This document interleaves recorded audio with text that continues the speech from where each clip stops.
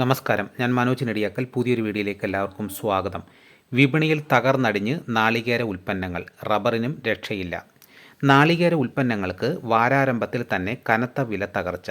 വ്യവസായികൾ കൊപ്ര സംഭരണത്തിൽ കാണിച്ച തണുപ്പൻ മനോഭാവം കണ്ട് ഒരു വിഭാഗം മില്ലുകാർ സ്റ്റോക്കുള്ള വെളിച്ചെണ്ണ വിറ്റുമാറാൻ മത്സരിച്ചു. കൊച്ചിയിൽ എണ്ണവില ക്വിൻ്റലിന് 300 രൂപ കുറഞ്ഞു 22,700 താഴ്ന്നപ്പോൾ കൊപ്ര 13,500 നിന്നും 13,300 രൂപയായി.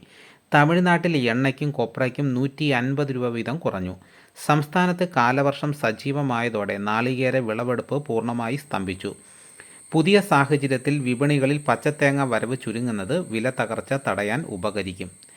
ജപ്പാനീസ് നാണയത്തിൻ്റെ മൂല്യത്തകർച്ച റബ്ബറിന് താങ്ങു പകരുമെന്ന ഒരു വിഭാഗം കണക്ക് കൂട്ടിയെങ്കിലും ഉയർന്ന വിലയിൽ പുതിയ നിക്ഷേപങ്ങൾക്ക് താൽപ്പര്യം കാണിക്കാതെ ഫണ്ടുകൾ പിൻവലിഞ്ഞു. ഒസാക്ക എക്സ്ചേഞ്ചിൽ കിലോ 431 യെന്നിൽ വിപണനം തുടങ്ങിയ റബ്ബർ വ്യാപാരാന്ത്യം 422 യെന്നിലേക്ക് ഇടിഞ്ഞു. ഇതിൻ്റെ പ്രതിഫലമെന്നോണം ബാങ്കോക്കിൽ ഷീറ്റ് വില കിലോ 301 രൂപയിൽ നിന്നും 297 രൂപയായി. കൊച്ചിയിൽ 4ാം ഗ്രേഡ് 268 രൂപയിൽ വ്യാപാരം നടന്നു. കുരുമുളകിന് കഴിഞ്ഞ വാരം 900 രൂപയുടെ വിലയിടിവ് സംഭവിച്ചത് മുൻനിർത്തി ഹൈറേഞ്ചിലെ സ്റ്റോക്കിസ്റ്റുകൾ ചരക്ക് വിൽപ്പന കുറച്ചു. വില തകർച്ചയ്ക്കിടയിലും ഉത്തരേന്ത്യൻ വ്യവസായികൾ ലഭ്യമായ മുളക് പരമാവധി ശേഖരിക്കാൻ ഉത്സാഹിച്ചു.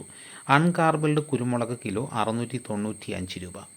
ഇതാണ് ഇന്നത്തെ വിപണി വിശേഷങ്ങൾ. ഇതോടുകൂടി വീഡിയോ ഇവിടെ പൂർണ്ണമാകുന്നു. മറ്റൊരു വീഡിയോയുമായിട്ട് ഉടനെ എത്താം. എല്ലാവർക്കും നന്ദി.